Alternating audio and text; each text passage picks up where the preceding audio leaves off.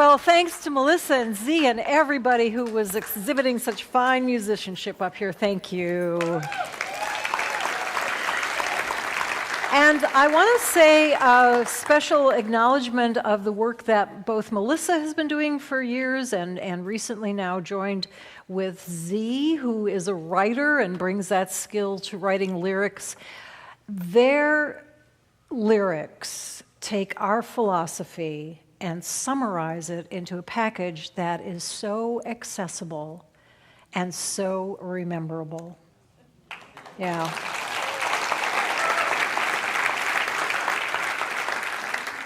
For example, when does anything happen?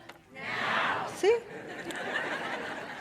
So hello, I'm Joyce Duffala. I'm the assistant minister here at the center, and I'm filling in for Dr. Edward Viljoen today, our senior minister, who is at the Center for Spiritual Living Atlanta. Blessing them. And here we are. Today's message is in the stillness of your presence. Every time I read that or hear it or see it in print, a sense of calm comes over me in the stillness of your presence. Perhaps there's an echo for me of the 23rd Psalm.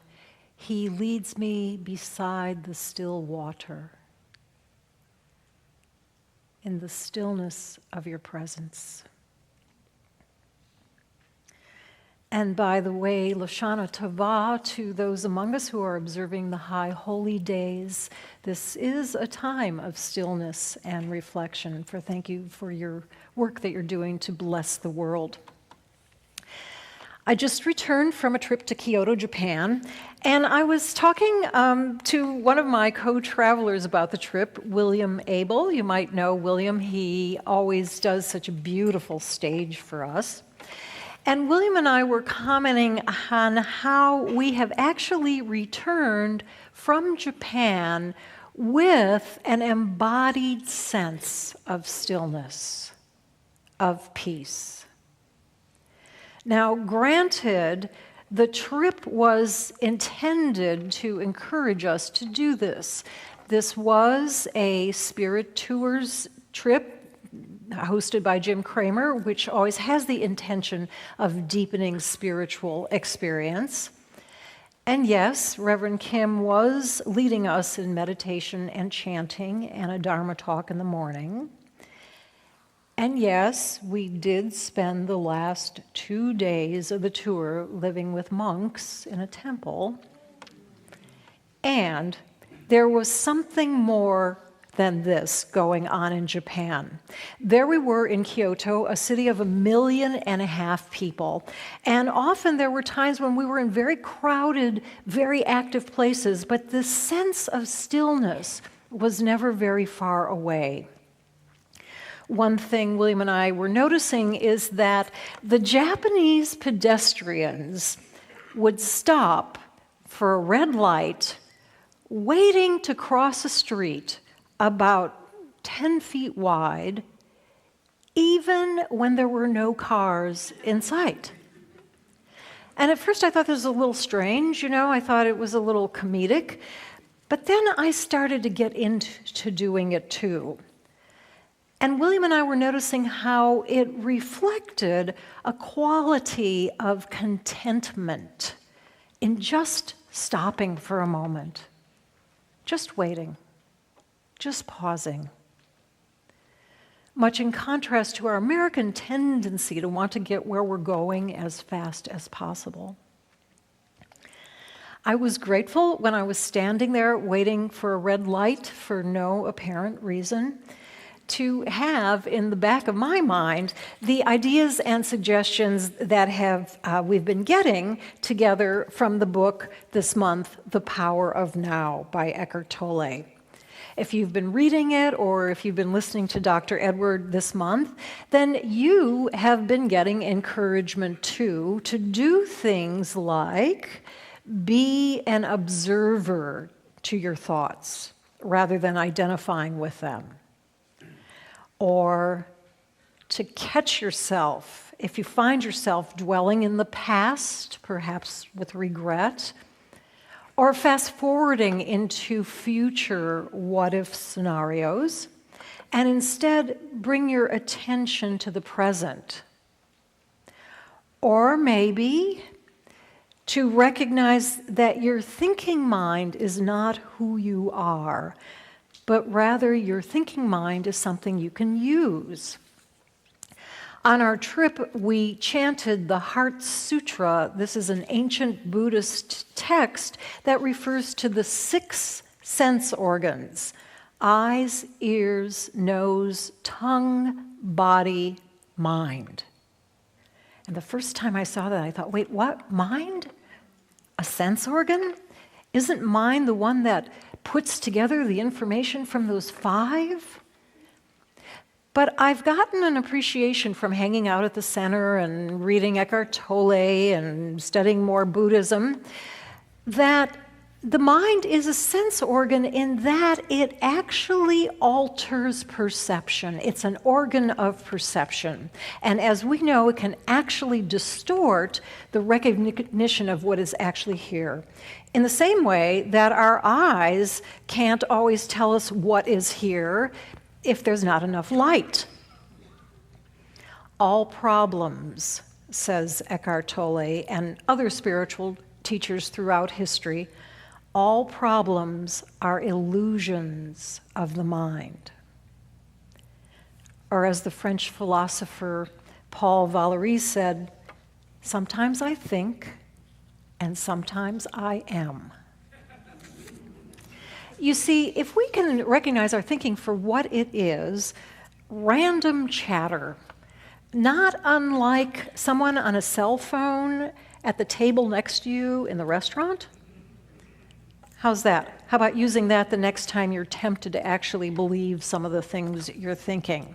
Many of your thoughts, many of my thoughts are as relevant to us as a stranger's random description of what they've ordered to eat, and we can ignore them. If we can put the occasional pause on our thoughts and linger in the stillness, the gaps between the thoughts, then we can bring ourselves to the present reality and experience awareness of the presence of the great all that is. This is how Eckhart Tolle describes this connection. It's actually in another book of his entitled In the Stillness. I like it for many reasons, one of which it has big print and lots of spaces. He says this: the moment you enter the now with your attention, you realize that life is sacred. There's a sacredness to everything you perceive when you are present. The moment you enter the now with your attention, you realize this life is sacred. The more you live in the now, the more you sense the simple yet profound joy of being and the sacredness of all life. Now, in this text and in our book, he's using a capital N for now, and he has a real handy clarifying statement about what that means. He says, most people confuse the now with what happens in the now, but that's not what it is. The now is deeper than what happens in it. It is the space in which it happens. So do not confuse the content of this moment with the now. The now is deeper than any content that arises in it. I think we got a sense of that from Z's lyrics, all those things. When do you do this? When do you do this? Now. These different things keep arising in the now, the container for the content of what's going on. So why is this now so important? Tolle tells us, when you step into the now, you step out of the content of your mind. Sign me up for that one. I mean, if they had a vacation package that said, we will take you out of your mind, off I'd go.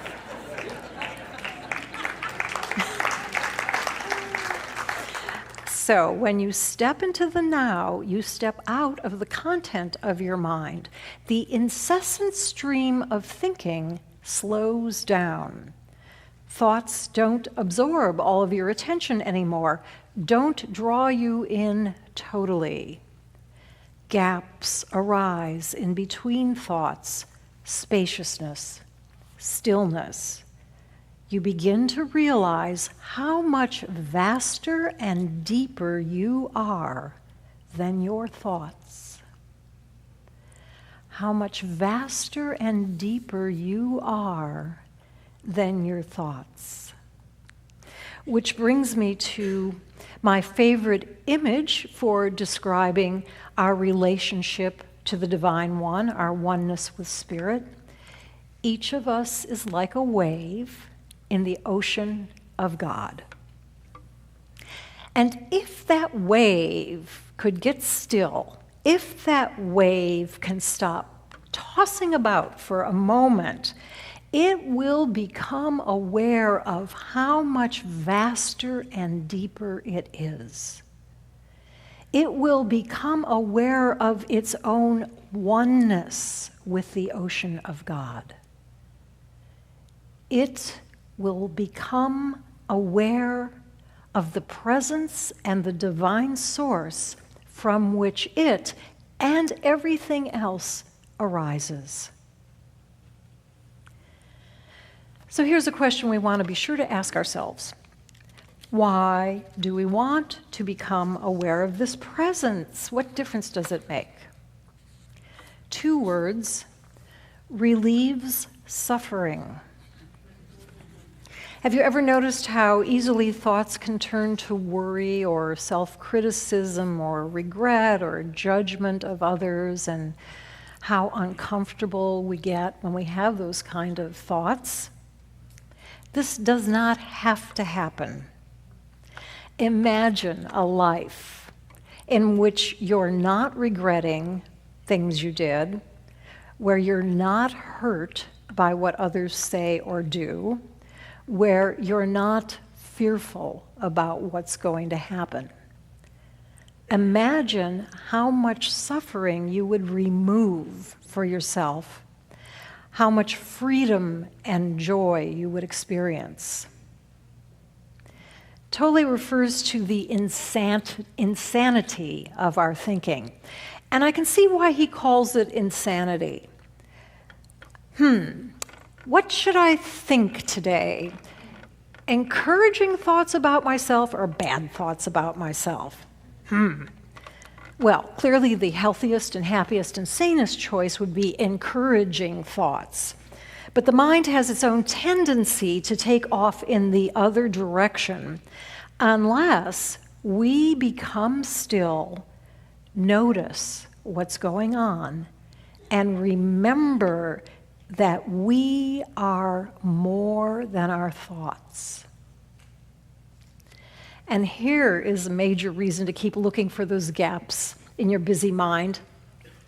As each of us starts to undo the negativity and, honestly, the insanity in our own thinking, we simultaneously undo the negativity and insanity of group consciousness, of the global human thinking mind. Have you noticed what's going on seems pretty insane? Well, this is how you can help.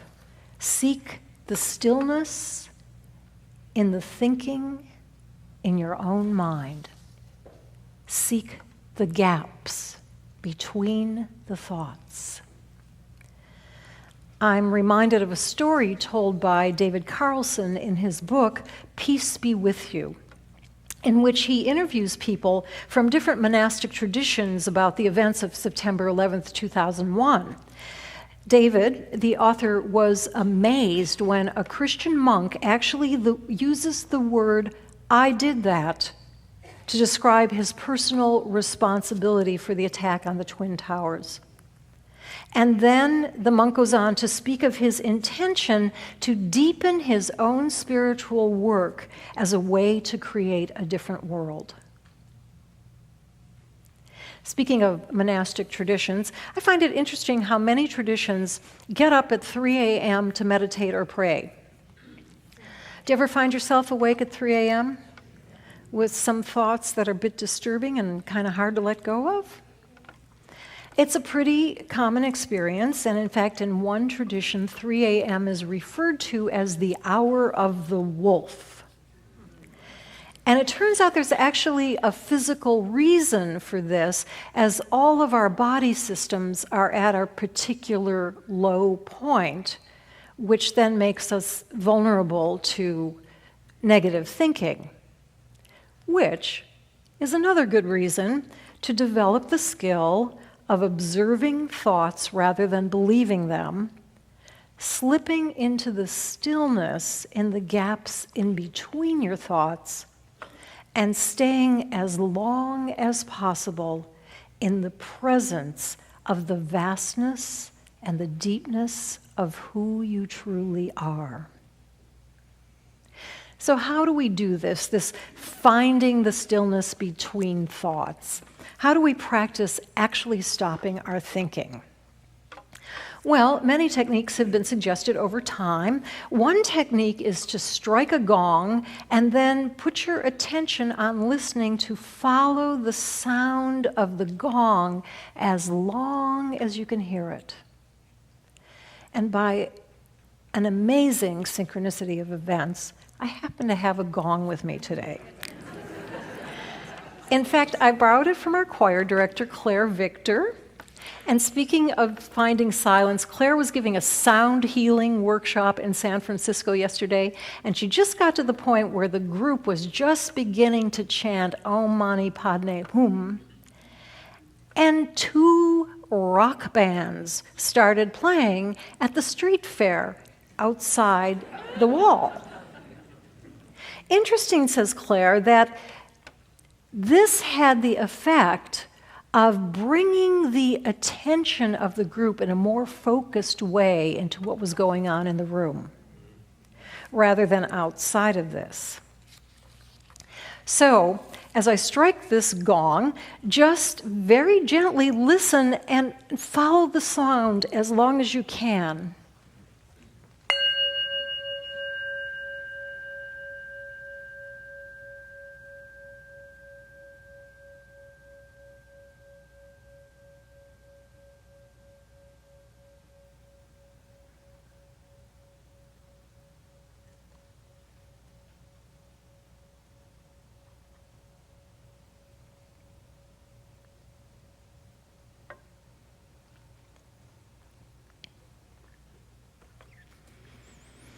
I sometimes find for me that paying attention to listening helps suspend thought for a bit.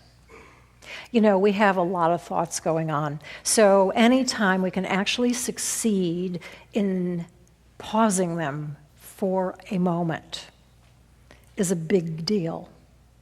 And it gets easier. Here's another exercise based on listening. You don't need a gong. It's simply sitting still listening as though you're trying to hear a conversation in the next room that you can just almost make out. I find this exercise easier to do when I take a moment to get comfortable in my seat and let my eyes gently close, and then begin to try to hear that conversation.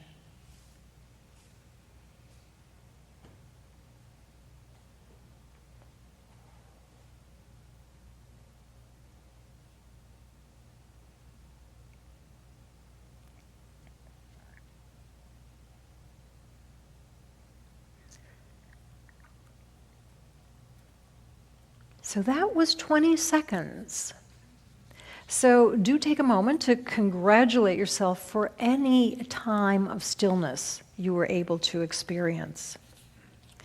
And also know that for some people, these kind of exercises are often easier to do when you're by yourself.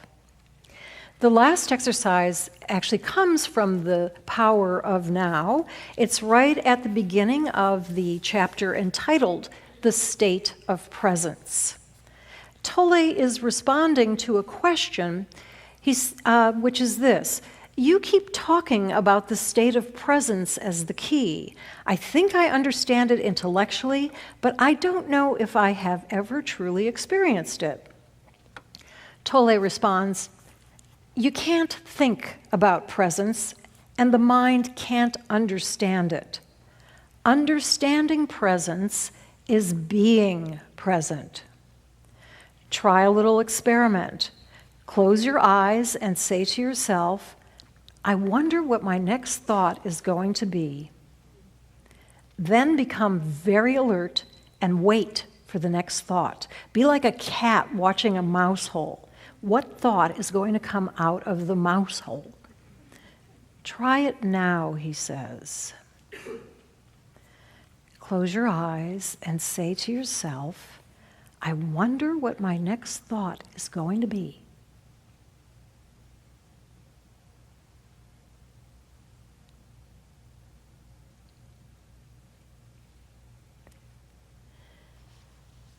So, as you develop your ability to be still, as you become ever more aware of the Divine One as your very self, so more and more you realize the source and power you have to create a life of peace, joy, and good for yourself and for the world. I'd like to close with a reading of some words from Ernest Holmes, and I'm going to read them slowly, leaving pauses between them to allow these words to point you to your own stillness within. So in doing this, we're both opening to Holmes's wisdom and also practicing the skill, like at Japanese crosswalks, of being content to stop for a moment rather than to rush to the next thing or thought. Please take a moment once again to be comfortable in your chair, perhaps letting your eyes gently close, bringing your attention to your body within, noticing if you're holding any unnecessary tension, letting it go, whether it's in your face, shoulders, hands, legs, feet. And into this stillness, we welcome these words. Spirit is not far off. It is an inward, intimate presence, closer to me than my very breath.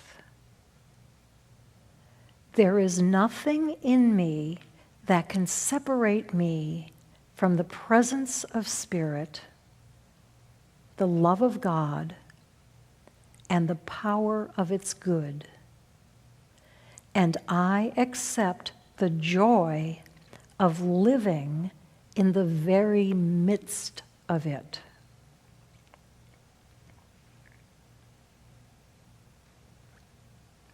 I lay all weariness aside and accept the life-giving, invigorating, dynamic activity of Spirit. It is circulating through me now. Its rhythm is in my heartbeat.